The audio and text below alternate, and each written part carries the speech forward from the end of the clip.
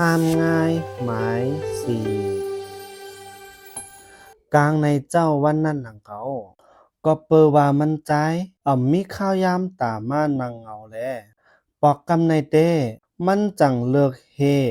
ตีอันเข้มๆลอยมือตัวเจ้าเก่าเสเอากาปล่อยไว้ในปุงไผตอนตาเตลอมเป็นเลขนั่นอยู่เย้ากอบนั้นกำในมันก็ใส่ใจเต้ๆว่าว่าการทูบการป้อเลขนั่นหือว่าการหลอมเลขนั่นหือมันใจก่อตั้งอกตั้งใจเลือเก่าเต้ๆว่ากอบแค่ให้มันกวายแทงปอกสองในแลมันใจจังสติเต้ว่าเสียกาอีกป้าตั้งอกตั้งใจ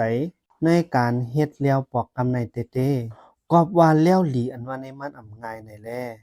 มันก็หอนข้อเสคัดเจอเฮ็ดอยู่ ถึงตีมันซ้ำปอไหลแล้วออกมาจอมหนังตังยังอันมันเต้มันใจจังม่วนว่าเตถือจามแล้วมันไหนอยู่เมื่อมันอังจามพันเรียกอ่อนตอนหนึ่งนั่นกวยเลี้ยวมันก็ซ้ำปอจัดกว่ากำเหลียวมันใจหนึ่งเคียนตกเจอแหนมกอบว่าปอกกำในมันก็คัดเจอเต้ว่าแลเป็นอันแห้งเจอตกเต้ถึงตีป้อนังเงาเส มาต้วยมือตัวเจ้าเก่าก็ซ้ำปอปองกว่าหมดกว่าว่าแล้วหลีอันว่าในมันเฮ็ดไรง่ายๆแลมันจังวนว่าเตเฮ็ดหือน้อไหนในคำนั้นหนังเก่ามันต้วยกว่าหันตีห้องปอมันไผตึกเลี้ยงไว้อยู่ในแลมันใจจังเข้าเมื่อในห้องนั่นเสนั่งไว้อยู่ตีหนึ่งตีอันปอไก่ปอมันเสมือพองนั้นปอมันถามว่าเป็นสังไหนมันใจนั่งเอาอยู่โจกแก็บคำเสลาดว่าแล้วตีอันห้าปอโลกคัดจะเฮ็ดออกมานั้นมันไรไหนแต่อันตีปอมันใจเตใจล้ำซ้ำยุ่มโคเสลาดว่าปอหูอยู่ว่ามันเตไรกอบว่าแล้วหลีอันว่าในมันใจเฮ็ดไรง่ายๆสั่งว่าใครไรแล้วหลีจอมหนังตังยังอันไหนโลไลปักอกปักใจ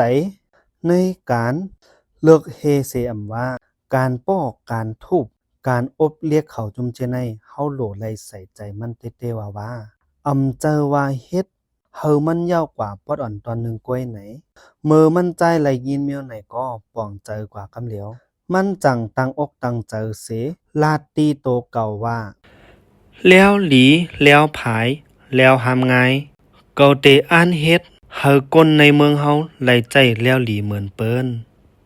สืบไปตัวแทงห้ามง่ายหมายหาค่าสั่งว่าโอ้ยก็เขาเกี่ยวใจเจิงเมียวไหนจึงอย่าลืมกดไลค์กดแชร์กดติดตามปั่นแฮงจุ่มไข่ปืนเฮาค่ะ